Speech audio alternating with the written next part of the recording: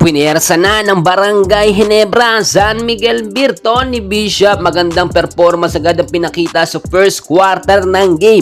Jamie Maloso, hindi nila inaasahan, tatlong sunod-sunod na 3-point shot ang binitawan. Christian Standhardinger ang tende ng pag-drive sa ilalim.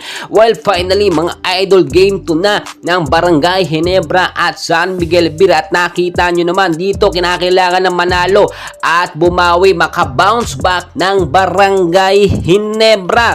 Well, first quarter ng game, nakita nyo mainit ang laban. Pasok sa first 5 lineup uli ng Barangay Ginebra. Yung pangmalakasan nilang first 5, si Stan, Tony Bishop, Jamie Malonzo, Stanley Prinkles, Scotty Thompson. Well, nakita nyo, first points nakuha nga po ng San Miguel Beer at under 8 minutes of time, lamang na po ng 7 points dito ang San Miguel Beer. 0 pa po no ang Barangay Ginebra, pero nakita nyo yung ginawang magic ng Barangay Ginebra kung papaano po sila nakahabol muli ng mabilisan. Dalawang 2 straight points po nagawa po ni Tony Bishop, no?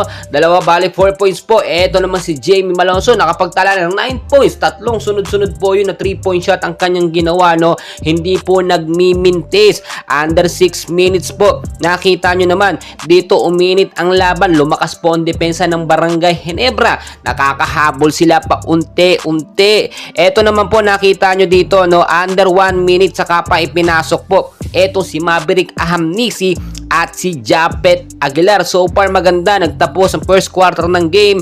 23 ang SMB, 21 naman ang Barangay Ginebra. 2 points lamang ang lamang po ng SMB.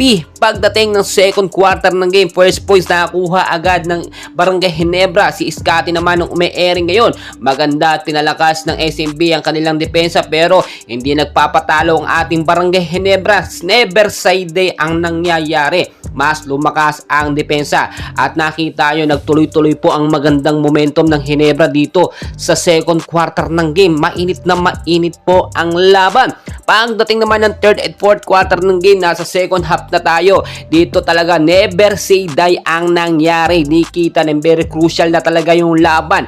Nakita nyo kung papaano talaga puwersa or dinomina, no, ng Ginebra itong third and fourth quarter ng game. Nahirapan po dito ang SMB at tila hindi nila na-expect na makakabawit, makakahabol ang kupunan nga po ng Ginebra. And so far, ito yung inaabangan natin na greatest comeback na sana ng Barangay Ginebra. And please mga idol, don't forget to like and subscribe.